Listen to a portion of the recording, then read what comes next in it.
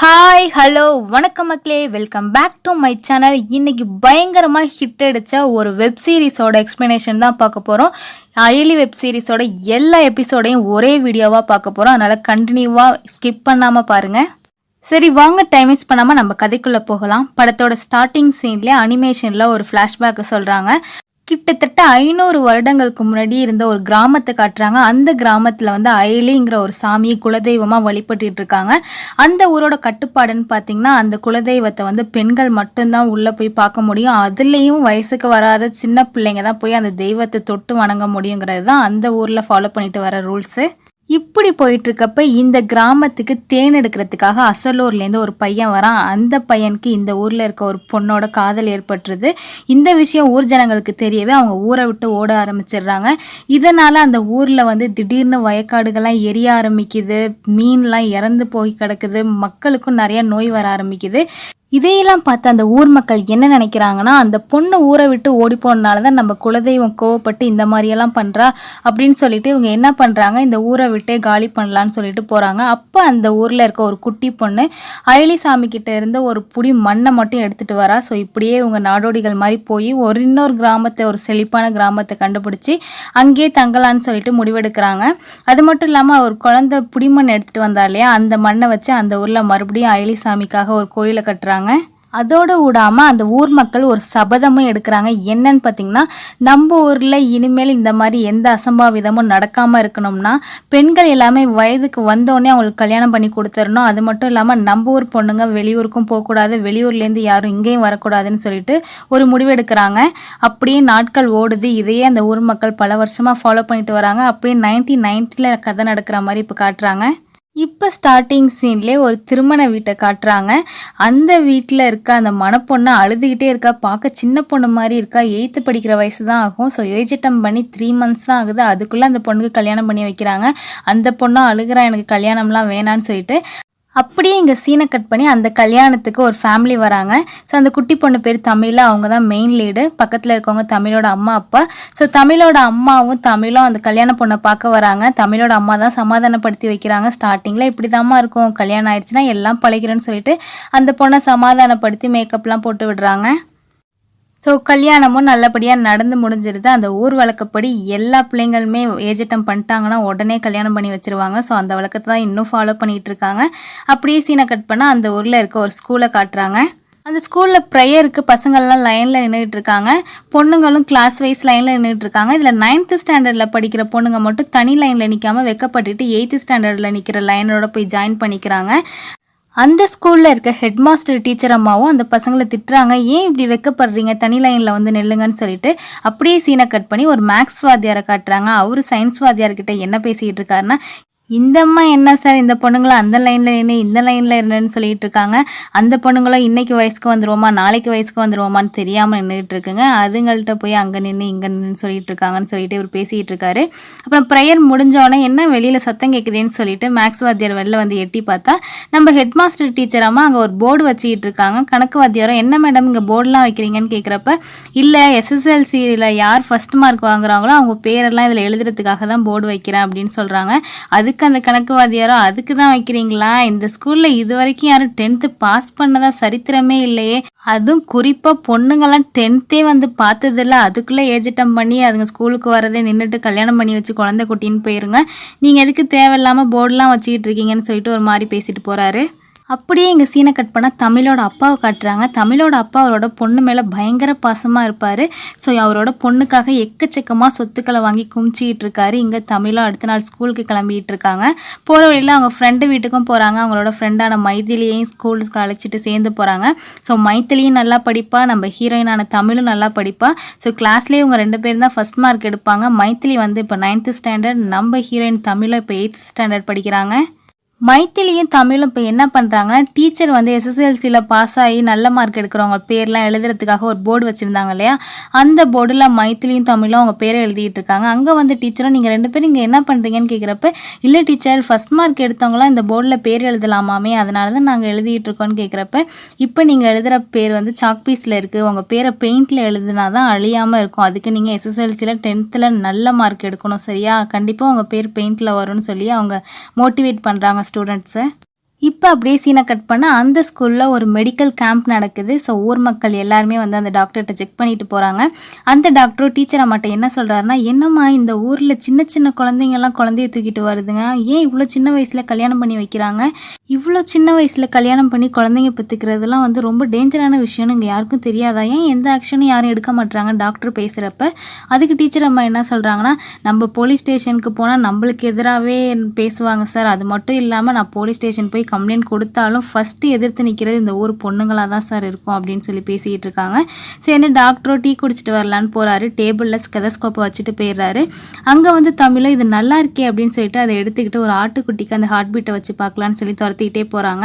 அங்கே வந்து டாக்டரோ இதை உனக்கே வச்சு பாரு, உன்னோட இதய துடிப்பு உனக்கு கேட்கும்னு சொல்லிட்டு தமிழை கேட்க வைக்கிறாங்க. ஸோ இதை உனக்கு நீ மாட்டிக்கணும்னா நீ படித்து டாக்டர் ஆகணும், அதுக்கு நீ எம்பிபிஎஸ் படிக்கணும்னு சொல்கிறாங்க டீச்சர் அம்மா. இப்போ தாங்க தமிழுக்கு இன்னும் கொஞ்சம் இன்ட்ரெஸ்ட் அதிகமாக நம்ம எப்படியாவது படிச்சு இங்கே டாக்டர் ஆகணுங்கிற ஒரு எண்ணம் இந்த இடத்துல தான் தமிழுக்கு உருவாகுது. இங்கே அப்படியே சீனை கட் பண்ணால் தமிழோட ஃப்ரெண்டான மைத்திலியை காட்டுறாங்க. மைத்திலி ஏஜ் அட்டம் பண்ணிட்டா. ஸோ அந்த ஃபங்க்ஷனுக்கு தான் தமிழோட அம்மா அப்பா எல்லாரும் போயிருக்காங்க. தமிழ் மைத்திலிக்கிட்ட கேட்குறா, அம்மா எப்படி நீ ஏஜ் அட்டம் பண்ண அப்படின்னு கேட்குறப்ப அந்த கதையெல்லாம் மைத்திலி சொல்லிகிட்டு இருக்காங்க. எனக்கு வயிற்று வலிச்சிச்சு, இதெல்லாம் பண்ணுச்சு அப்படின்னு சொல்கிறாங்க. அது மட்டும் இல்லாமல் நான் ஏஜ் அட்டம் பண்ணோன்னு நான் கேட்குறதெல்லாம் வாங்கி தராங்க, ரொம்ப ஜாலியாக இருக்குது தெரியுமா அப்படின்னு சொல்லி பேசிக்கிட்டு இருக்காங்க. ஃபங்க்ஷன் முடிஞ்சு வீட்டுக்கு வரப்போ நம்ம தமிழோட அம்மா தமிழ்கிட்ட பேசிக்கிட்டே வராங்க. ஏன்னா தமிழும் இப்போ 8th வந்துட்டா இல்லையா, அவளும் ஏஜ் அட்டம் பண்ணுற வயசு தான். ஸோ அதனால் பேசிக்கிட்டே வராங்க. உனக்கு வயிற்றுக்கு இது வலிச்சிச்சுன்னா நேராக வந்து அம்மாட்ட தான் ஃபஸ்ட்டு சொல்லணும்னு சொல்கிறாங்க. நீ எதை பற்றி பேசுகிறேன்னு எனக்கு புரியுதுமா, வயசுக்கு வரதை பற்றி தானே பேசுகிறேன், எனக்கு தெரியும், மைத்திலியும் சொன்னால் இதெல்லாம் பண்ணணும்னு சொல்லிட்டு. அம்மா நான் ஏஜ் அட்டம் பண்ணேன்னா எனக்கு கலர் கலர் பொட்டு பட்டுப்பாவோட செட்டை அதெல்லாம் வாங்கி கொடு அப்படின்னு சொல்லி விளையாட்டுத்தனமாக மைத்திலி நம்ம தமிழும் அவங்க அம்மா கிட்ட பேசிக்கிட்டு இருக்கா. அடுத்த நாள் காலையில் நம்ம தமிழ் மைத்திலியோட வீட்டுக்கு மைத்திலியை விளையாட கூப்பிட்றதுக்காக போகிறாங்க. ஆனால் மைத்திலியோட அம்மாவோ அவள் பெரிய மனுஷி ஆகிட்டாலுமே விளையாடலாம் வரமாட்டாப்போ அப்படின்னு சொல்லி திட்டி அனுப்பி விட்டுறாங்க. அவங்க ஸ்கூலுக்கு அனுப்புறதே நிறுத்திட்டாங்க. ஹெட் மாஸ்டரும் வந்து மைத்திலியோட அம்மாட்ட எவ்வளோ பேசி பார்க்குறாங்க அவளை ஸ்கூலுக்கு அனுப்புங்கன்னு சொல்லிட்டு. அதெல்லாம் இல்லை மேடம், அவள் பெரிய மனுஷி ஆகிட்டா, அவளுக்கு இனிமேல் நாங்கள் நல்ல மாப்பிள்ளையாக பார்த்து அவளுக்கு கல்யாணம் பண்ணுற வேலையை பார்க்குறதா இல்லை ஸ்கூலுக்கு அனுப்பி வச்சுக்கிட்டு இருக்கதா, அதெல்லாம் இந்த ஊரில் சரிப்பட்டு வராது மேம், இந்த ஊரோட வழக்க பழக்கம்லாம் அவங்களுக்கு தெரியும்லன்னு சொல்லிட்டு ஹெட் மாஸ்டரையே மைத்திலி அம்மா திட்டி அனுப்புகிறாங்க. மைத்திலி ஏஜ் அட்டம் பண்ணும்போது எனக்கு கேட்குறதெல்லாம் வாங்கி கொடுத்தாங்க, அவ்வளோ ஜாலியாக இருந்துச்சுன்னு பேசிகிட்டு இருந்தவ ஸ்கூலுக்கு நிறுத்திட்டு இப்போ அவங்க அம்மா மைத்திலியை போட்டு பயங்கரமாக வேலை வாங்குறாங்க. போகிற இடத்துல நீ இந்த வேலையெல்லாம் பண்ணணும் அப்படின்னு சொல்லிட்டு, இந்த வேலையெல்லாம் கற்றுக்கணும்னு சொல்லிட்டு வீட்டில் இருக்க எல்லா வேலையும் மைத்திலியை தான் செய்ய சொல்கிறாங்க. அவ்வளோ வேலை செஞ்சு செஞ்சு பயங்கர டயர்டாயிட்டா. ரொம்ப நாள் நம்ம தமிழையும் பார்க்காம இருந்தால், ஏன்னா அவங்க அம்மா அவ்வளோ வேலை, ஒரு வேலை முடித்த உடனே அடுத்த வேலை விடுவாங்க. ஸோ இப்போ தான் தமிழையும் பார்த்து பேசுகிறாங்க. நான் ஏஜ் அட்டம் பண்ணப்போ ரொம்ப சந்தோஷமாக இருக்குன்னு சொன்னேன்னா அது ஒரு நாளைக்கு மட்டும்தாண்டி, அடுத்த நாள்லேருந்து என்னை குனிஞ்சு தலை நிமிர விட மாட்டாங்கடி, அவ்வளோ வேலை வாங்குறாங்கடி அப்படின்னு பேசி அழுதுகிட்டு இருக்கா. உடனே நம்ம தமிழும் என்ன சொல்கிறான்னா, உங்கள் அம்மா மாதிரிலாம் எங்கள் அம்மா கிடையாது, எங்கள் அம்மா அப்பா ரொம்ப நல்ல டைப்புன்னு பேசுகிறப்ப, ஆமாம் ஊரில் இருக்க எல்லா பிள்ளைங்களுக்கும் கல்யாணம் வேணான்னு சொன்னாலும் உங்கள் அம்மா தான் முன்னாடி நின்று சமாதானப்படுத்தி நடத்தி வைப்பாங்க, இதெல்லாம் நீ வயசுக்கு வந்தால் தான் உனக்கு தெரியும் அப்படின்னு சொல்லிட்டு மைத்திலி அழுதுகிட்டே எல்லாத்தையும் சொல்லிட்டு போகிறா. ஸோ மைத்திலி சொன்னதை நினச்சிக்கிட்டே தமிழ் இருக்காங்க. அவங்க அம்மா கிட்ட லைட்டாக பேச்சு கொடுக்குறாங்க. அம்மா உனக்கு சின்ன வயசுலேயே கல்யாணம் பண்ணி கொடுத்துட்டாங்களே, உனக்கு ஸ்கூலுக்கு போகணுன்னுலாம் ஆசை இல்லையான்னு கேட்குறப்ப, என்னடி இதெல்லாம் பேசிக்கிட்டு இருக்க, நம்ம ஊர் வழக்கம்லாம் தெரியும்ல, வயசுக்கு வந்துட்டால் ஸ்கூலுக்கு போகக்கூடாது, அதே தான் எல்லாருக்குன்னு சொல்லிட்டு வேறு மாதிரி பேச ஆரம்பிக்கிறாங்க. சரின்னா அவங்க அப்பா கிட்ட போகலாமேன்னு பார்க்குறப்ப அவங்க கால் லைட்டாக தடுமாறி கீழே விழுந்துடுறாங்க. அவங்க அப்பா பதறிக்கிட்டு ஐயோ என்னாச்சுமா அப்படின்னு கேட்குறாங்க. அப்போ தமிழ் என்ன சொல்கிறாங்கன்னா, அப்பா நம்ம ஊரில் ஏன் ஹாஸ்பிட்டலே இல்லை, நான் வேணால் படித்து டாக்டர் ஆவான்னு கேட்டோன்னே அவங்க அப்பா ஃபேஸ் அப்படி மாறுது. என்னம்மா இந்த மாதிரிலாம் பேசுகிற, நம்ம ஊர் வழக்கம்லாம் தெரியும்ல அப்படின்னு சொல்லிட்டு வேறு மாதிரி பேச ஆரம்பிக்கிறாரு. இதையெல்லாம் பார்த்தவனே தான் தமிழுக்கு புரியவே ஆரம்பிக்குது. நம்ம வயசுக்கு வந்தாலும் மைத்திலி எப்படி நடத்துகிறாங்களோ அதே மாதிரி தான் நம்மளை நடத்துவாங்கன்னு சொல்லிட்டு நேராக அயலிசாமி கிட்ட போய் வேண்டிக்கிறாங்க. அயலிசாமி நீங்கள் தான் எனக்கு உதவி புரியணும், நான் வயசுக்கே வரக்கூடாது, நான் எப்படியாவது படித்து டாக்டர் ஆயிடணும்னு சொல்லிட்டு வேண்டிக்கிறாங்க. அப்படியே சீனை கட் பண்ணால் ஊர் தலைவரை காட்டுறாங்க. ஊர் மக்கள் எல்லாரையும் கூப்பிட்டு வச்சு ஒரு மீட்டிங் மாதிரி நடத்திக்கிட்டு இருக்காரு. ஸோ அந்த மீட்டிங்கில் என்ன சொல்லிகிட்டு இருக்காருன்னா, ஒருத்தர் மட்டும் அவரோட பொண்ணுக்கு இன்னும் கல்யாணம் பண்ணி வைக்காமல் இருக்காரு. அந்த பொண்ணு வயசுக்கு வந்து 1 வருஷம் ஆகுது, ஏன் இன்னும் பண்ணி வைக்காமல் இருக்கீங்கன்னு சொல்லி கேட்டுக்கிட்டு இருக்காரு. இவர் ஊர் தலைவனோட பையன். இவர் வந்து நம்ம ஹீரோயின், அதாவது தமிழ் வயசுக்கு வந்தோன்னே தமிழை கல்யாணம் பண்ணிக்கிறதுக்காக வெயிட் பண்ணுறாங்க. இவங்க தமிழுக்கு வந்து சொந்த மாமா முறை தான் வேணும். ஊர் தலைவரோ என்ன 1 வருஷம் ஆயும் உங்கள் பொண்ணுக்கு இன்னும் கல்யாணம் பண்ணி வைக்காமல் இருக்கீங்க, இதையெல்லாம் பார்த்து மற்ற பேரும் இதே மாதிரி பண்ண ஆரம்பிச்சிருவாங்க, அதனால் சீக்கிரம் பண்ணி வைங்கிறப்ப என்கிட்ட அவ்வளோவா காசு இல்லை அப்படின்னு சொல்லவும் அந்த ஊர் மக்கள் எல்லாருமே கொஞ்சம் கொஞ்சம் காசை போட்டு அந்த நபருக்கு கொடுக்குறாங்க, சீக்கிரம் உங்கள் பொண்ணுக்கு கல்யாணம் பண்ணி வைங்கன்னு சொல்லிட்டு. ஸோ பஞ்சாயத்தெல்லாம் முடிச்சுட்டு ஊர் தலைவரும் அவங்க பையனும் வீட்டுக்கு போகிறாங்க.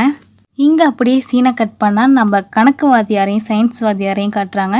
சயின்ஸ் வாத்தியார் என்ன சொல்கிறாருன்னா, சார் உங்கள் ஊர் மாதிரி தான் சார் இருக்கணும், எங்கள் ஊரில் பாருங்கள் என் ஒய்ஃப் என்னை விட அதிகமாக படிச்சுட்டான்னு சொல்லிட்டு என் பேச்சே கேட்க மாட்டா சார், சரின்னு உங்கள் ஊர்லேயே வந்து செட்டில் ஆயிடலான்னு பார்க்குறேங்கிறப்ப கணக்கு வாத்தியாரோ அதெல்லாம் எப்படி வர முடியும், எங்கள் ஊருக்குள்ளே தான் வெளியூர் ஆளுங்களை சேர்க்கவே மாட்டோமே, நீங்கள் ஒன்று பண்ணுங்கள், எங்கள் ஊரில் ஃபாலோ பண்ணுற மாதிரி உங்கள் ஊர்லேயும் ஃபாலோ பண்ணுங்கள், பொண்ணுங்க யாரையுமே படிக்க வைக்கக்கூடாது, வயசுக்கு வந்தோடனே கல்யாணம் பண்ணி வச்சுட்டா நம்ம பேச்சு கேட்டுட்டு அப்படியே கடப்பாளுக அப்படின்னு சொல்லி கணக்கு வாத்தியார் பேசிக்கிட்டு இருக்காரு. அப்படியே எங்கள் ஸ்கூல் கிரவுண்டை காட்டுறாங்க. பிள்ளைங்க எல்லாருமே பிரேக்கில் விளாண்டுக்கிட்டு இருக்காங்க.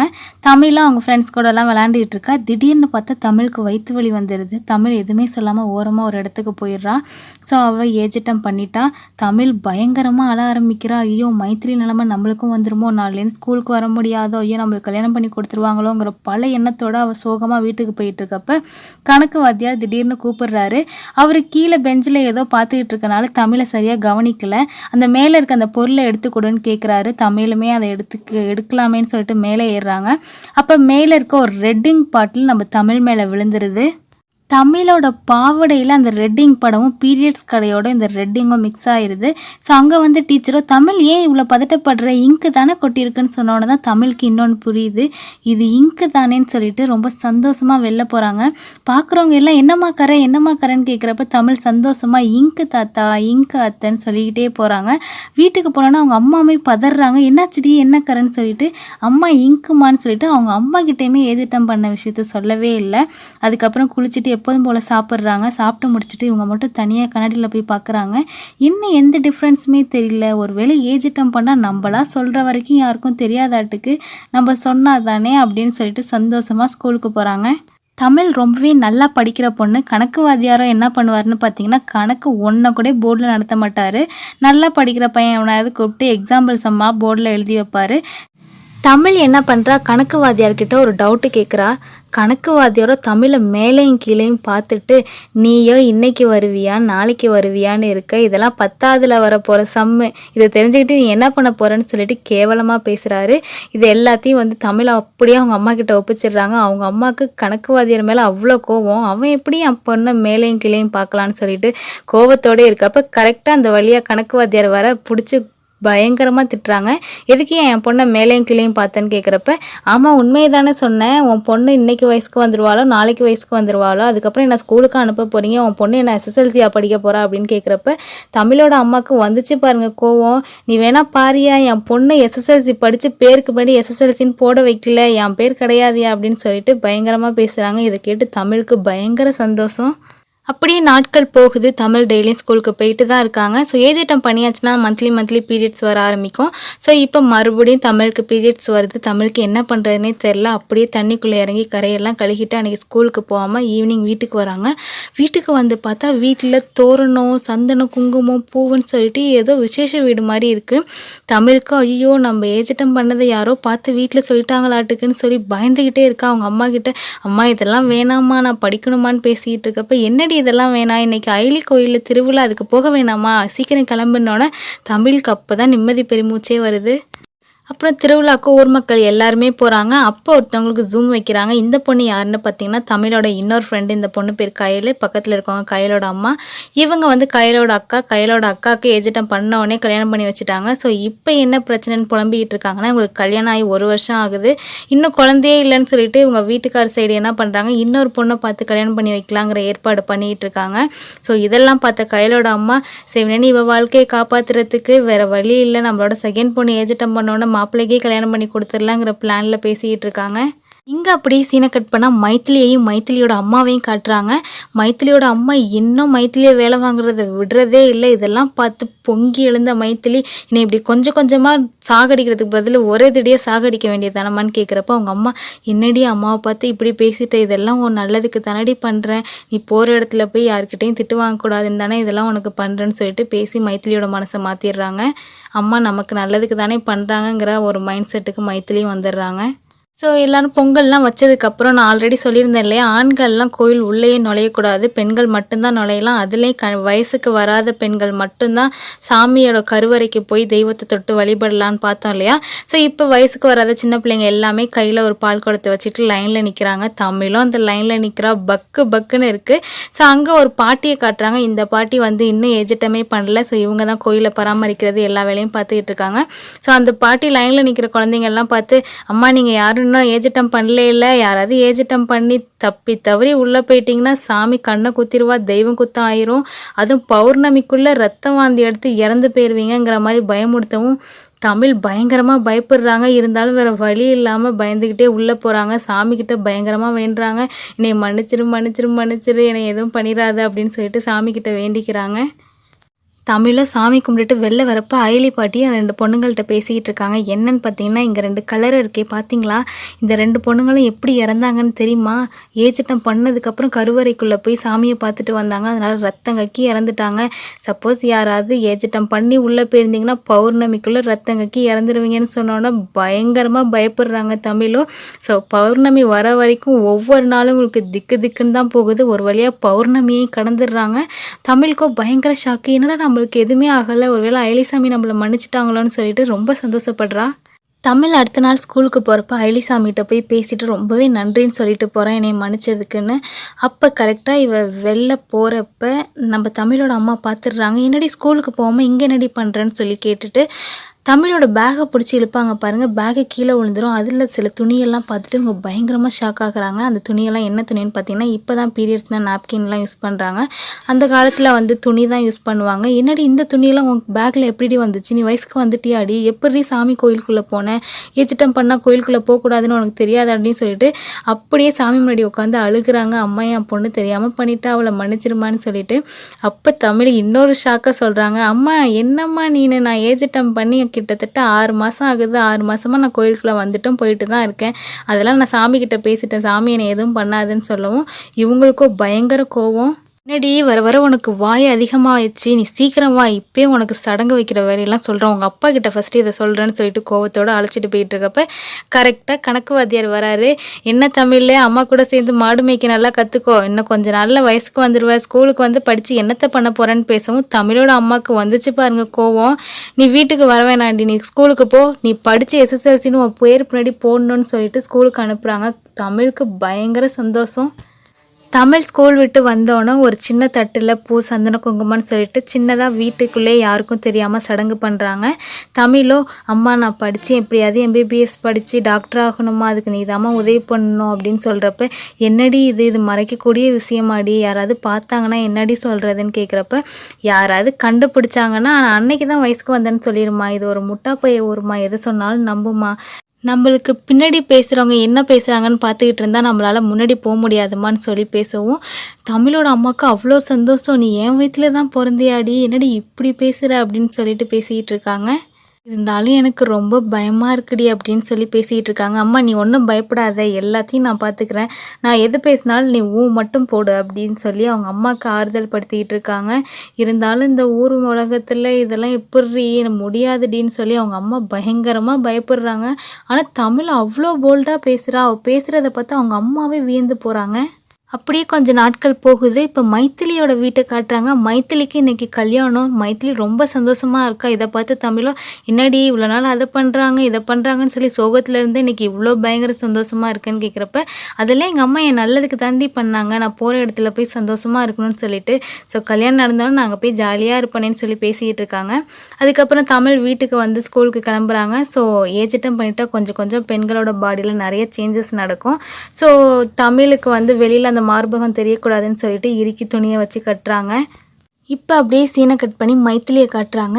மைத்திலி முகத்தில் பயங்கர காயம், அழுதுகிட்டே அம்மா வீட்டுக்கு வராங்க. என்னாச்சுன்னு பார்த்தீங்கன்னா, மைத்திலிக்கு பார்த்து கட்டி வச்ச மாப்பிள்ள பயங்கர குடிகாரன், டெய்லியும் குடிச்சிட்டு வந்து மைத்திலியை போட்டு மாடு மாதிரி அடிச்சுக்கிட்டே இருக்கவும் கோவச்சிக்கிட்டு அம்மா வீட்டுக்கு கோவத்தோடு வரா. அம்மா நீ தானம்மா சொன்ன கல்யாணம் பண்ணால் எல்லாம் நல்லா இருக்குன்னு சொல்லிட்டு என்னம்மா டெய்லியும் போட்டு என்னை அடிக்கிறாமான்னு சொல்கிறப்ப மைத்திலியோட அம்மா அதெல்லாம் ஒன்றும் இல்லடி, நாளைக்கு உனக்கு குழந்தை பிறந்துச்சுன்னா நல்லாயிருன்னு சொல்லிட்டு பேசுகிறாங்கங்க. என்னங்க இப்படி இருக்காங்க. மைத்திலியுமே ஒருவேளை குழந்தெல்லாம் வந்துட்டா அவர் மாறிடுவார் அட்டுக்குன்னு நினச்சி மறுபடியும் சமாதானமாகி ஹஸ்பண்ட் வீட்டுக்கு போக ஆரம்பிக்கிறாங்க. அட நம்ம தமிழை காட்டுறாங்க. தமிழ் 10th வந்திருக்கா. இந்த ஊரில் நடக்கிற ஃபஸ்ட்டு முக்கியமான ஒரு விஷயம்னா இதுதாங்க. அந்த ஊரில் 10th ஒரு பொண்ணு கூட இது வரைக்கும் படிக்கல. தமிழ் தான் ஃபஸ்ட்டு தடவை 10th வந்து படிக்கிறா. எல்லாருக்குமே பயங்கர ஷாக்கு. இந்த பொண்ணு என்ன 10th வந்துட்டாளேன்னு சொல்லிட்டு. தமிழோ 10th வந்தாச்சு, இனிமேல் நல்ல மார்க் எடுக்கணும்னு சொல்லிட்டு பயங்கரமாக படிக்கிறாங்க. அவங்க அம்மாவுமே தமிழ் நல்லபடியாக படிக்கணும்னு சொல்லிட்டு காப்பியெல்லாம் போட்டு கொடுக்குறாங்க இந்த அப்படின்னு சொல்லிட்டு. நான் தான் ஒன்றும் படிக்கல, நீ அது நல்லா படிடின்னு சொல்லிகிட்டு இருக்காங்க. ஸோ ஒரு நாள் தமிழுக்கு பீரியட்ஸ் ஆயிடுது. ஸோ அதனால் தலையெல்லாம் குடிச்சிட்டு இவங்க வந்து பீரியட்ஸ்க்காக துணி தான் யூஸ் பண்ணுவாங்கன்னு சொன்னேன் இல்லையா, அந்த துணியெல்லாம் அலசி காய போட்டுக்கிட்டு இருக்காங்க அவங்க அம்மா கிட்ட பேசிக்கிட்டே. ஸோ அப்போ தமிழோட அப்பா அங்கே வராரு. இந்த துணியை தமிழ் தொட்டு காய போடவுமே பயங்கர டென்ஷன் ஆகுறாரு. தமிழோட அப்பா என்ன நினச்சிக்கிட்டாருன்னா இந்த துணி வந்து ஒய்ஃபோடதுன்னு நினச்சிக்கிறாரு. ஸோ என்னடி உன் துணியை போய் பிள்ளைகிட்ட அதுவும் கொடுத்து துவைக்க சொல்கிறேன், அந்த துணியெல்லாம் என் பிள்ளை தொடலாமாடி அப்படின்னு சொல்லி பேசிகிட்டு இருக்காரு. அது மட்டும் இல்லாமல் இன்றைக்கி ஒரு நல்ல காரியம், ஒரு விசேஷத்துக்கு உன்னை அழைச்சிட்டு போய் சாமி போட போடலான்னு பார்த்தா இந்த நேரத்தில் நீ வீட்டுக்கு தூரமாக இருக்கியேன்னு சொல்லி பேசிக்கிறாங்க. ஸோ விளக்கேற்றுறதுக்கு வந்து ஒய்ஃபை தான் கூப்பிட்டு விளக்கேற்றலான்னு வச்சுருப்பாரு. ஸோ ஒய்ஃபுக்கு பீரியட்ஸ்ன்னு நினச்சிக்கிட்டு பொண்ணை கூப்பிட்டு விளக்கேற்ற சொல்கிறாரு. இங்கே தமிழோட அம்மாக்கோ பக்கு பக்குன்னு இருக்குது. ஐயோ பிள்ளையை தண்டிச்சிடாத சாமின்னு சொல்லி வேண்டிக்கிட்டு இருக்காங்க. அப்படியே நாட்கள் போகுது. மைத்திலி கன்சீவாக இருக்காங்க. ஸோ இப்போ அவங்களுக்கு வளகாப்பு தான் நடந்துகிட்டு இருக்கு. வளகாப்பில் கூட பாருங்கள் மைத்திலியோட ஹஸ்பண்ட் குடிச்சிட்டு பயங்கர குட்டி கலாட்டா பண்ணுறாரு. இதெல்லாம் நினச்சி ஃபீல் பண்ணிகிட்டு இருக்காங்க. தமிழ்கிட்ட தான் சொல்லிகிட்டு இருக்காங்க, என் வாழ்க்கையை பாருடி எப்படி நாசமாக போயிடுச்சுன்னு சொல்லிட்டு. ஆனால் நீ நல்லபடி, நீ இன்னும் படிச்சுக்கிட்டு இருக்கியல்ல அப்படின்னு சொல்லி பேசிக்கிட்டு இருக்காங்க.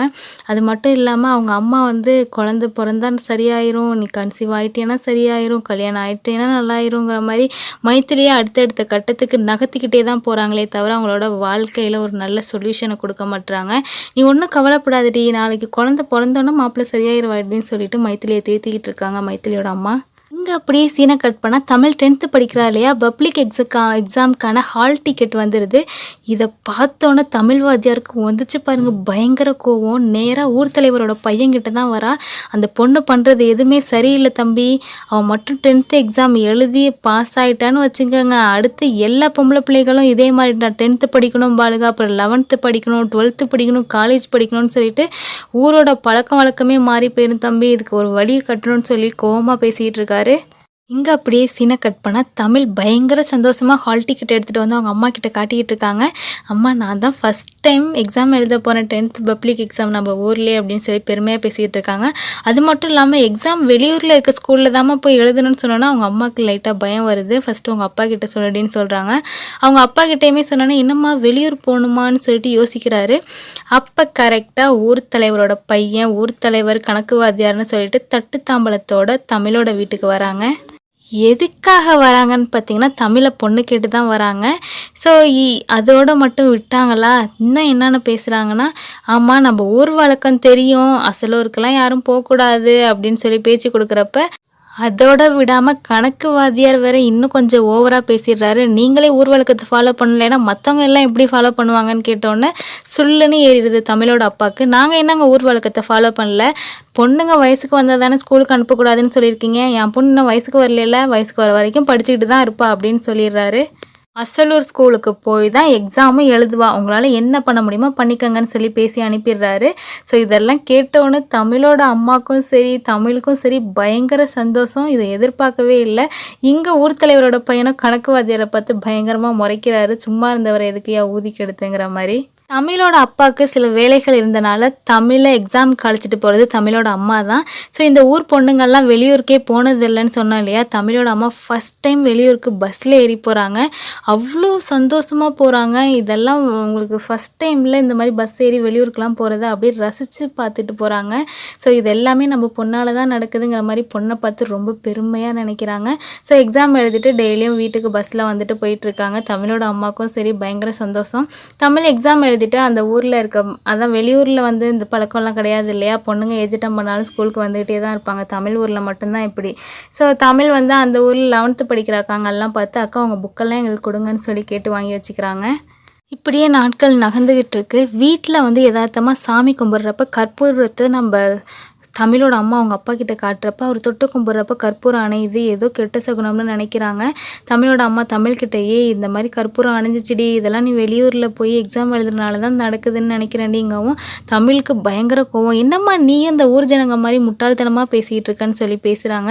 இருந்தாலும் தமிழோட அம்மாவுக்கு மனசு சரியாக படல, தமிழ்கிட்ட கோச்சிக்கிட்டு பேசாமலே இருக்காங்க 2 நாளாக. இங்கே அப்படியே சீனை கட் பண்ணால் ஊர் தலைவரோட பையன்கிட்ட கணக்கு வாத்தியார் பேசிக்கிட்டு இருக்காரு. அவள் போய் அசலூரில் எக்ஸாம்லாம் எழுதுறா, இது என்னமோ சரியாக படலை, இவளை முன்னுதாரணமாக எடுத்துக்கிட்டு எல்லா பிள்ளைங்களும் கிளம்பிடுங்க, நான் அதை பண்ண போகிறேன் இதை பண்ண போகிறேன்னு சொல்லி பேசிகிட்டு இருக்காரு. ஸோ தமிழில் எல்லா எக்ஸாமும் முடிச்சிட்டாங்க. ஸோ வீட்டுக்கு வரப்போ கையில் பார்க்குறாங்க. கையிலும் ஏஜிட்டம் பண்ணிட்டா, ஸ்கூல் வரதை நிறுத்திட்டா. அவள்கிட்ட தான் பேசிக்கிட்டு இருக்காங்க. என்னாச்சுடின்னு சொல்லி கேட்குறப்ப, இல்லடி எங்கள் அக்காவுக்கு கல்யாணம் ஆகி குழந்தையே இல்லைன்னு சொல்லிட்டு எங்கள் அக்கா ஹஸ்பண்டுக்கே நீ 2ஆம் தரமாக கல்யாணம் பண்ணித்தர பேசிக்கிட்டு இருக்காங்கடின்னு பேசிக்கிட்டு இருக்காங்க. இங்கே அப்படியே சீனை கட் பண்ணால் தமிழோட அம்மாவும் கையலோட அம்மாவும் பேசிக்கிட்டு இருக்காங்க. தமிழோட அம்மா என்ன சொல்கிறாங்கன்னா, ஆல்ரெடி ஒரு பொண்ணோட வாழ்க்கை வீணாக போச்சு, திரும்ப அதே மாப்பிள்ளைக்கு உன்னோட 2வது பொண்ணையும் கல்யாணம் பண்ணி கொடுத்து அவள் வாழ்க்கையும் வீணாக்காதன்னு சொல்லி பேசிக்கிட்டு இருக்காங்க. தமிழோட அம்மா கையலோட அம்மாட்ட பேசிட்டு வீட்டுக்கு வந்து பார்த்தா பெரிய ஷாக்குங்க. தமிழோட அப்பா வண்டியில் போகிறப்போ ஒரு சின்ன ஆக்சிடெண்ட்டு. ஸோ இதை பார்த்தோன்னே தமிழோட அம்மா பயங்கரமாக பயப்படுறாங்க. ஆல்ரெடி கெட்ட சகுனமாகவே நடந்துக்கிட்டு இருக்குது, இதில் இவருக்கு வேறு ஆக்சிடெண்ட் ஆகிடுச்சே, எல்லாம் நம்ம பொண்ணு ஏஜிட்டம் பண்ணதுக்கப்புறம் கோயிலுக்குள்ளே போனாலையும் வெளியூருக்கு போனாலையும் தான் சொல்லிட்டு அவங்க நினைக்கிறாங்க. வீட்டுக்கு வந்தவுடனே தமிழ்கிட்ட அவங்க அம்மா கண்ணாப்புன்னு திட்ட ஆரம்பிக்கிறாங்க. இங்கே பாருடி, அப்பாவுக்கு இந்த மாதிரி ஆனதுக்கு நீ தான் காரணம், அதெல்லாம் கிடையாது, அடுத்த மாதம் நீ எப்போ பீரியட்ஸ் ஆகுறியோ அப்போ நீ ஏஜிட்டம் பண்ணேன்னு சொல்லி உனக்கு சடங்கு சுற்றியே ஆவண்டின்னு சொன்னோன்னே, என்னம்மா நீ இப்படி பேசுகிற, நீ சடங்கு சுற்றுறதா இருந்தால் என் பணத்துக்கு தான் சுற்ற முடியும், நான் படிக்கணும்னு ஆசைப்பட்றேன், என்னை டிஸ்டர்ப் பண்ணாதேன்னு சொல்லி பேசுகிறாங்க. இருந்தாலும் தமிழ் சொல்கிறதே கேட்க மாட்டா. அதெல்லாம் கிடையாதுடி, நான் முடிவு பண்ணிட்டேன், அடுத்த மாதம் உனக்கு எப்போ தேதி ஆகுதோ அப்போ உனக்கு சடங்குன்னு சொல்லிட்டு போயிடுறாங்க. இங்கே அப்படியே சீனை கட் பண்ணால் ஊர் தலைவர் வந்து நம்ம தமிழோட அப்பாவை அவர் வீட்டுக்கு கூப்பிட்டு விட்டுருக்காரு. என் பையனை மாப்பிள்ளை கேட்டு நிறையா பேர் வராங்க, ஆனால் நான் முடிவு பண்ணிட்டேன், என் பையனை மருமகனாக்கணும்னா அது உங்கள் பொண்ணுக்கு கல்யாணம் பண்ணி வச்சு மட்டும்தான் மருமகனாக்குவேன்னு சொல்லி பேசுகிறாரு. இன்னும் நம்ம பாப்பா இன்னும் வயசுக்கு வரலன்னு கேள்விப்பட்டேன், 10வது வேற வந்துட்டா, வயசு ஏறிக்கிட்டே வருது, ஏதாவது பிரச்சனையாக இருக்க போது, டாக்டரை கூப்பிட்டு எதுக்கும் பார்த்துருங்க, ஊரில் ஒவ்வொருத்தரும் ஒவ்வொரு மாதிரி பேசுகிறாங்களே அப்படின்னோடனே இவருக்கு மனசே உடஞ்சி போயிடுது. வந்து ஒய்ஃப் கிட்ட பேசிகிட்டு இருக்காரு. பாப்பாவுக்கு என்னடி இன்னும் வயசுக்கு வரல, ஏதாவது டாக்டர்கிட்ட காட்டுவோமான்னு பேசிக்கிட்டு இருக்கப்ப, நீங்கள் ஏன் இதெல்லாம் பேசுகிறீங்க, நீங்கள் இந்த மாதிரிலாம் பேச மாட்டீங்களே, உங்களை யார் இந்த மாதிரி பேச வைக்கிறது, அதெல்லாம் ஒன்றும் இல்லை, கூடிய சீக்கிரமே நான் உங்களுக்கு நல்ல விஷயத்த சொல்கிறேன்னு சொல்லி ஆறுதல் படுத்துகிறாங்க தமிழோட அம்மா. அப்படியே இன்னும் சில நாட்கள் போகுது. இன்னொரு பேட் நியூஸுங்க. மைத்திலியோட ஹஸ்பண்ட் குடிச்சு இறந்தே போயிட்டாருங்க. இப்போ மைத்திலிக்கு ஆல்ரெடி கையில் ஒரு குழந்தை இருக்குது, வயிற்றுலேயும் ஒரு குழந்தை இருக்குது, கன்சீவாக இருக்காங்க. மைத்திலியோட வாழ்க்கையே முடிஞ்சு போச்சு. மைத்திலியும் அழுதுகிட்டே அவங்க அம்மா கிட்ட, அம்மா கல்யாணம் பண்ணால் சரியாயிரும், குழந்தை பிறந்தா சரியாயிரும், நீ இப்போ இவரே போயிட்டாரு, இனிமேல் நான் என்னம்மா பண்ணேன், என் வாழ்க்கை எப்படிமா சரியாகும்னு சொல்லி அழுதுகிட்டு இருக்காங்க.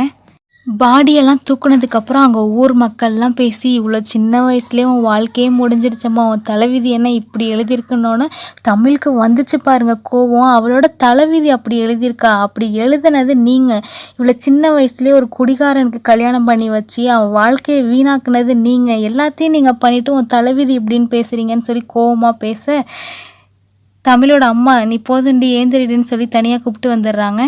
என்னடி அத்தனை பேர் முன்னாடி பெரிய மனுஷி மாதிரி பேசிக்கிட்டு இருக்க அப்படின்னு சொல்லிட்டு தமிழோட அம்மா கேட்க, ஆமாம் நீயே எனக்கு சடங்கு சுற்றணும்னு இருக்க, இந்த மாதிரி மைத்திலியோட வாழ்க்கை மாதிரி தான் என் வாழ்க்கையை நீயும் வீணாக்கலான்னு பார்க்குறியா அப்படின்னு சொல்லிட்டு அம்மா கிட்ட கோவமாக பேசிட்டு தமிழ் அங்கேருந்து வந்துடுறாங்க.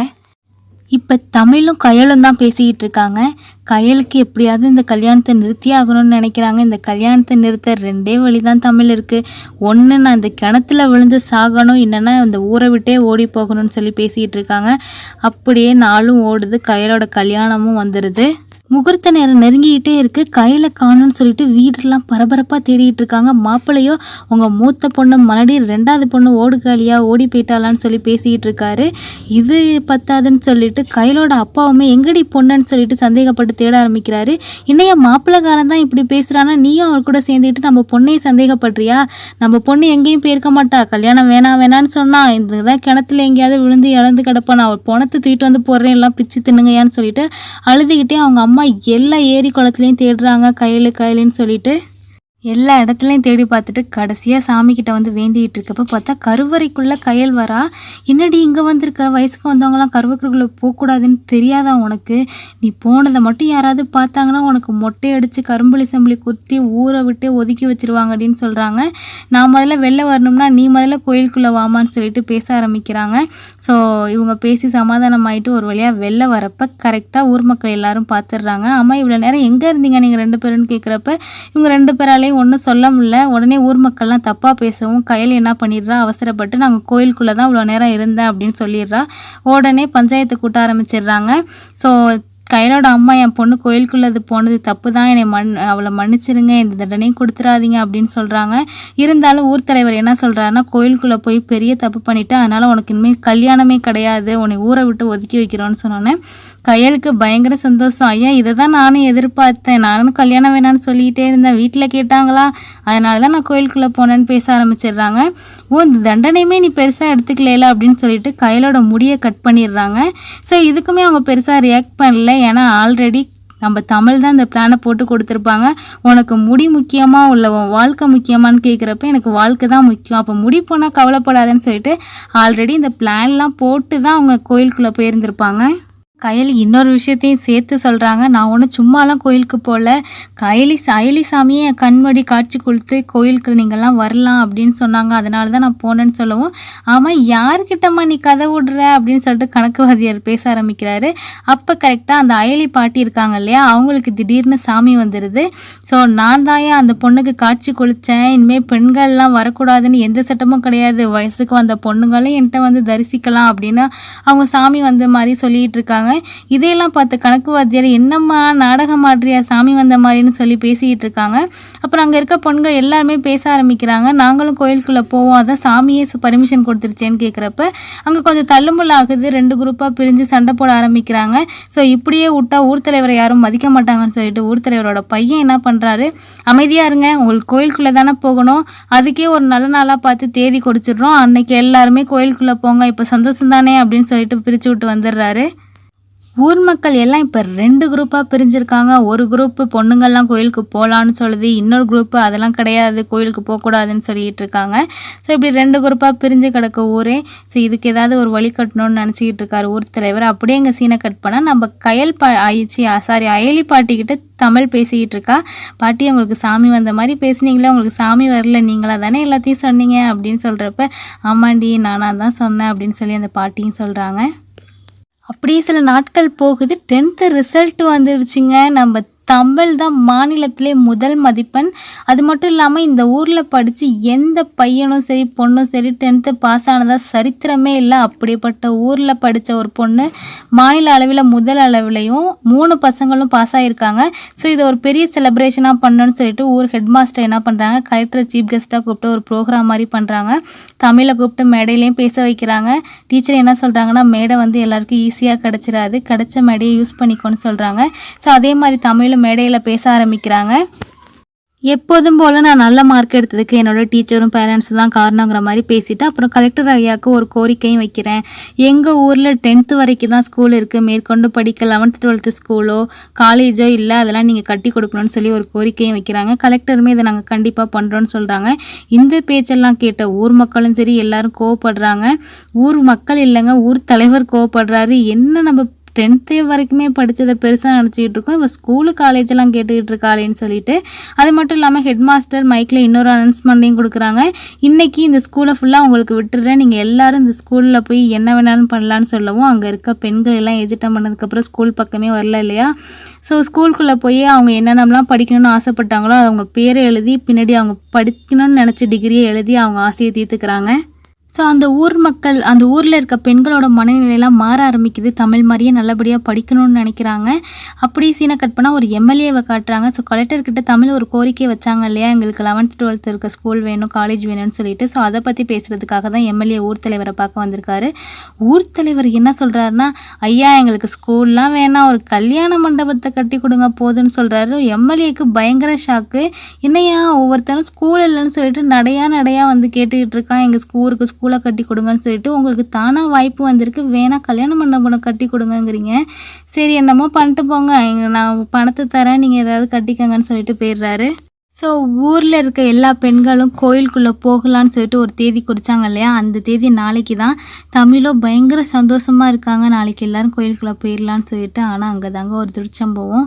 இந்த வேலையெல்லாம் பார்த்தது வேறு யாரும் இல்லை, ஊர் தலைவரோட பையன் தான். திடீர்னு பார்த்தா வயக்காடெலாம் எரிய ஆரம்பிக்குது, குளத்தில் இருக்க மீன்கள்லாம் இறந்து கிடக்கு. கோயிலோட அந்த நிலை இருக்குல்ல, அது என்னங்க ஆர்ச்சி, அது கூட உடஞ்சிருக்கு. இதை பார்த்த உடனே மறுபடியும் ஊர் கூடிடுது. நீங்கள் எப்போ பொண்ணுங்கள்லாம் சேர்ந்து கோயிலுக்குள்ளே போகணுன்னு முடிவெடுத்தீங்களோ அப்போவே அம்மனுக்கு பிடிக்காமல் போயிடுச்சு. அதனால தான் அவள் கோபமாகி இந்த மாதிரி ஊரை அழிக்க ஆரம்பிச்சிட்டா. இது எல்லாத்துக்கும் காரணம் இவ தாங்க. இவ என்னைக்கு கோயிலுக்குள்ளே போனாலும் அப்போலேருந்து இதுதான் பிரச்சனைன்னு சொல்லிட்டு கயல்கிட்ட வராங்க.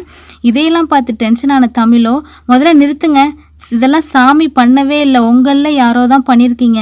நான் வயசுக்கு வந்து 2 வருஷம் ஆகுது, இந்த 2 வருஷத்தில் நான் கோயிலுக்கு போயிட்டு தான் வந்துட்டு தான் இருக்கேன்.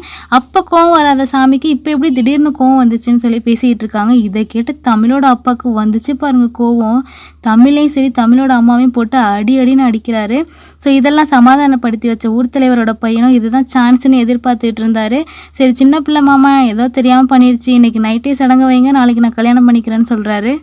அதுக்கப்புறம் தமிழுக்கு சடங்கு நடக்குது. வீடே பயங்கர சோகமாக இருக்குது. தமிழுமே பயங்கர சோகமாக இருக்கா, ஏதோ வாழ்க்கையும் முடிஞ்சு போன மாதிரி சோகமாக இருக்கா. மைத்திலி தான் ஆறுதல் படுத்துகிறா. என்னடி நீயே இப்படி உடஞ்சி போயிட்டுற, உன்னைய பார்த்து தாண்டி நானும் தைரியமான அப்படின்னு சொல்லி பேசிகிட்டு இருக்காங்க. ஸோ அந்த இடத்துல மைத்திலியோட அம்மா, கயலோட அம்மா, கயல் பாட்டி, தமிழோட அம்மான்னு சொல்லிட்டு எல்லாரும் பேசிகிட்டே இருக்காங்க. சிவனேன்னு போலீஸ்கிட்ட போயிடலாமான்னு பேசுகிறாங்க. போலீஸ்கிட்ட போனாலும் பிடிச்சி ஒரு நாள் ஜெயிலில் வைப்பாங்க. அப்போ கூட இவங்க ஏதோ பெரிய விஷயத்த பண்ணிட்டு ஜெயிலுக்கு போயிட்டு வந்த மாதிரி திரும்ப அதே செயலை தான் பண்ணுவாங்க. இவங்களெல்லாம் திருத்தவே முடியாது. சிவனேன்னு தமிழை ஊரை விட்டு அனுப்பிடுவோம், அங்கே போய் இவன் நல்லபடியாக படித்து பொழைச்சிக்கிட்டுன்னு சொல்லிட்டு எல்லா பெண்களும் சேர்ந்து தமிழை அழைச்சிட்டு வந்து பஸ் ஏற்றி விட வராங்க. பார்த்தா பஸ்ஸுலேருந்து கணக்கு வாத்தியார் இறங்குறாரு. என்ன தப்பிச்சு போக வந்தியா அப்படின்னு பேசிக்கிட்டே இருக்கப்ப நம்ம கயலோட அம்மா பின்னாடியே ஒரு கட்டை எடுத்துகிட்டு வந்து கணக்கு வாத்தியார் அடித்து மட்டையாக்கிடுறாங்க.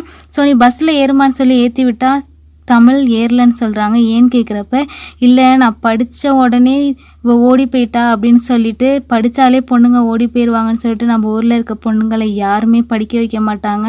ஸோ நான் எல்லாருக்கும் ஒரு முன் உதாரணமாக இருக்கணும்னு நினைக்கிறேன், அதனால் நான் இந்த ஊர்லேயே இருந்து படித்து காட்டணும்னு நினைக்கிறேன் அப்படின்னு சொல்லிட்டு ரொம்பவே மெச்சூராக பேசுகிறா. திரும்ப ஊருக்குள்ளே போகிறா. அப்போ அந்த ஊரில் இருக்க ஒட்டுமொத்த பொண்ணுங்களும் கோயிலுக்குள்ளே தான் இருக்காங்க. ஆண்கள்லாம் வெளில இருந்துட்டு ஒழுங்கு முறையாக கோயிலை விட்டு வெளில வரீங்களா இல்லையான்னு சொல்லி பிரச்சனை பண்ணிகிட்டு இருக்காங்க. அங்கே தமிழோட அப்பா அருவாளோட வந்து நிற்கிறாரு, வெள்ளவாடின்னு சொல்லிட்டு அவரோட ஒய்ஃபை கூப்பிட்டுக்கிட்டு. அங்கே வந்து தமிழோ, அப்பா இதுதான் நீ என் மேலே வச்சுருக்க பாசமா, உயிரே போனாலும் பரவாயில்லன்னு சொல்லிட்டு அம்மா என் கூட நிற்கிறாங்க, ஆனால் நீ என் உயிர் எடுக்கிறதுக்காக அருவாளை வச்சுட்டு நிற்கிற, இதுதான் நீ வச்ச பாசமாப்பான்னு கேட்டோன்னா அவர் உடஞ்சி போயிடுறாரு. அருவாள் அப்படியே போட்டுட்டு அங்கேருந்து கிளம்பிடுறாரு. அதுக்கப்புறம் ஊர் தலைவரோட பையன் என்ன நினைக்கிறாருன்னா, இவளுக்கெல்லாம் பண்ணுறது எதுக்காகனா படிக்கணும், ஸ்கூலுக்கு போகணுன்னு தான். அந்த ஸ்கூலே இல்லாமல் பண்ணிட்டா இவளுக்கெல்லாம் அடங்கிடுவாள்கள்னு சொல்லிட்டு நேராக ஆளுங்கள்லாம் கூப்பிட்டுட்டு ஸ்கூலில் போய் அடித்து உடச்சி நொறுக்கி கொளுத்தி விடுறாரு. ஸோ இந்த விஷயம்லாம் கோயிலுக்குள்ளே இருக்க பெண்களுக்கு தெரியவும் எல்லாரும் ஐயோ ஸ்கூலை அடித்து உடைக்கிறாங்களாண்டி வாங்கடின்னு சொல்லிட்டு எல்லாரும் ஓட ஆரம்பிக்கிறாங்க. ஸோ இந்த கூட்ட நெரிசலில் தமிழை காணும்னு சொல்லிட்டு தமிழோட அம்மா வேறு தமிழை பயங்கரமாக தேடிட்டு இருக்காங்க. இங்கே ஒரு பக்கம் தமிழோட அப்பாவை காட்டுறாங்க. தமிழோட அப்பா பயங்கரமாக ஃபீல் பண்ணுறாரு. நம்ம பொண்ணை நம்மளே சரியாக புரிஞ்சுக்கலையே, இந்த ஊர் மக்களோட சேர்ந்து நம்மளும் முட்டாள்தனமாக நடந்துக்கிட்டோமேன்னு நினச்சி ஃபீல் பண்ணுறாரு. அதுக்கப்புறம் ஸ்கூலுக்கு போகிறாரு. அந்த ஸ்கூலில் இருக்க போர்டில் அவரோட பொண்ணோட பேர் எழுதியிருக்கு, மாநிலத்திலே முதல் மதிப்பெண்னு சொல்லிட்டு அதை பார்த்து ரொம்பவே பெருமைப்படுறாரு. அதுக்கப்புறம் இங்கே தமிழோட அம்மா ஒரு பக்கம் தமிழை காணும்னு தேடிட்டு இருந்தாங்க இல்லையா, தமிழை ஊர் தலைவர் பையன் தாங்க கடத்திட்டு வந்து வச்சுருக்கான். கடத்தி வந்து வச்சது இல்லாமல் கட்டாயப்படுத்தி அவள் கழுத்தில் மஞ்சள் கயிறையும் கட்டிடுறான். ஸோ மஞ்சள் கயிறை கட்டினா உடனே தமிழ் என்ன பண்ணுறாங்க, அந்த கயிறை பிச்சு அவன் மூஞ்சிலே தூக்கி எடுறாங்க. ஸோ இது உண்மையிலே இந்த சீன் ரொம்ப சூப்பராக இருந்துச்சு, நல்லா இருந்தது. விருப்பம் இல்லாமல் கட்டுனா அது தாலி கிடையாது, வெறும் கயிறு தாங்கிறத இந்த சீன் மூலியமாக காட்டியிருப்பாங்க. ஸோ அந்த இடத்துக்கு தமிழோட அப்பாவும் வந்துடுறாரு. பயங்கரமாக திட்டுறாரு ஊர் தலைவரோட பையனை போட்டு. அது மட்டும் இல்லாமல் ஊர் மக்கள் எல்லாருமே அங்கே வந்துடுறாங்க. தமிழ் அப்பாவும் என்ன பேசுகிறாருன்னா, இந்த ஊர் தலைவரும் சரி ஊர் தலைவரோட பையனையும் கேட்டு நம்ம முட்டாள்தனமாக இருந்ததெல்லாம் போகுதும், இனிமேல் நம்ம பிள்ளைங்களை படிக்க வைப்போம், அவங்க எவ்வளோ படிக்கணும்னு நினைக்கிறாங்களோ படிக்கட்டும், அவங்க என்னவாகணும்னு ஆசைப்படுறாங்களோ அதெல்லாம் ஆகட்டும் அப்படின்னு சொல்லி பேசிக்கிட்டு இருக்காங்க. ஸோ இந்த ஊர் வழக்கம் எல்லாமே மாறிடுச்சுங்க. ஊர் தலைவர் கூட மாறிட்டாரு. இனிமேலும் பிள்ளைங்க படிக்கட்டும்னு விட்டுடுறாரு. ஸோ இது எல்லாத்துக்கும் காரணம் கணக்கு வாத்தியார் தான். கணக்கு வாத்தியாருக்கு என்ன ஆயிடுச்சுன்னு பார்த்தா இப்போ தாங்க கணக்கு வாத்தியாரை காட்டுறாங்க. சில வருடங்கள் கழித்தன்னு காட்டு 20th செஞ்சுரியை காட்டுறாங்க. தனக்கு வாத்தியார் கோமாவில் இருந்திருப்பார், கையிலோட அம்மா அடித்த அடியில் இத்தனை வருஷம் கழித்து இப்போ தான் கண்ணை முழிச்சு பார்க்குறாரு. ஸோ வெளில வந்து பார்த்தா நிறைய பொண்ணுங்க ஸ்கூலுக்கு போகுதுங்க, சுடிதார் போட்டுட்டு சாரீ கட்டிட்டு. சில பொண்ணுங்கள்லாம் சாரீ கட்டிட்டு ஸ்கூலுக்கே போகுதுங்க டீச்சராக. அவங்களெல்லாம் பார்த்து பயங்கரமாக ஷாக் ஆகுறாரு. என்ன உங்களுக்குலாம் நீங்களாம் வயசுக்கு வந்து இவ்வளோ பெரிய பிள்ளையாயிட்டீங்க, இன்னுமா ஸ்கூலுக்கும் காலேஜுக்கும் போயிட்டுருக்கீங்க, என்ன இதெல்லாம் இந்த ஊர் வழக்கம் கிடையாதுங்கிறப்ப இவர் பேச்செல்லாம் கொஞ்சம் வினோதமாக இருக்கவும் பைத்தியம்னு நினச்சிட்டு போகிறாங்க. ஸோ இதோட ஒரு ஹாப்பி எண்டிங்கோட இந்த படத்தை முடிக்கிறாங்க. ஆனால் தமிழ் டாக்டர் ஆகிட்டாங்களா இல்லையா அப்படிங்கிறத காட்டல. மேபி ஐலி வெப் சீரிஸ் பார்ட் 2 வந்தால் மீதி பார்ட்டை காட்டுவாங்கன்னு நினைக்கிறேன். இதோட எபிசோட்ஸ் ஃபஸ்ட்டு சீசன் முடியுது. Thank you so much friends.